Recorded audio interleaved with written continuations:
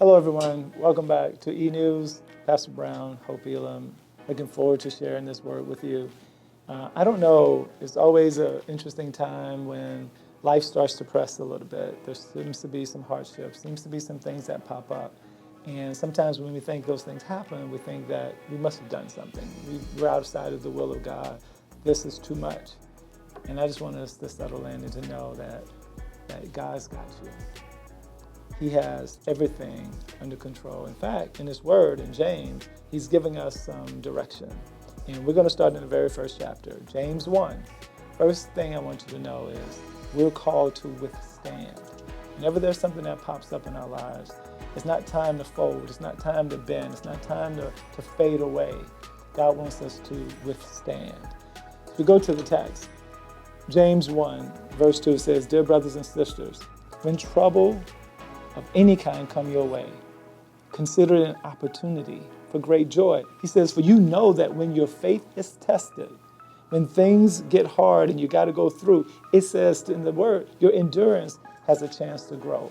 That when the weight comes, it's time for us to withstand, to know that the weight that we're carrying, it won't be a burden we have to carry for long when we turn it over to him. It is when we have that weight, when we have those trials, that's when we grow. That's when we become stronger to be able to withstand, to get to the promise that God has for us. So the first thing, even when things don't go your way, withstand.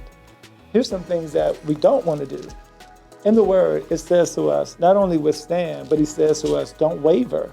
When we ask God for wisdom, because we don't always know which way to go when the weight comes and it gets too much. Sometimes it feels like we're drowning.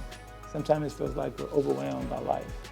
He says, ask for wisdom and know without a doubt it's coming.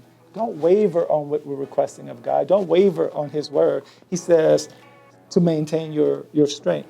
If you need wisdom, verse 5, ask our generous God and he will give it to you. He will not rebuke for asking, so we might as well ask.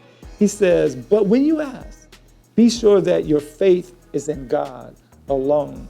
He says, do not waver, for a person with divided loyalty is as unsettled as a wave of the sea that is blown and tossed by the wind. Withstand, but don't waver. Trust in the God that you were making the request. Lastly, you got to withstand and don't only not waver, but don't worry.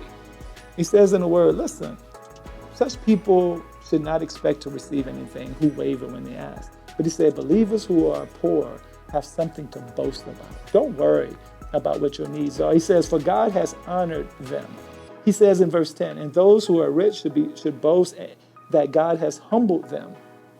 They will fade away like a little flower in the field, but the hot sun rises and the grass withers.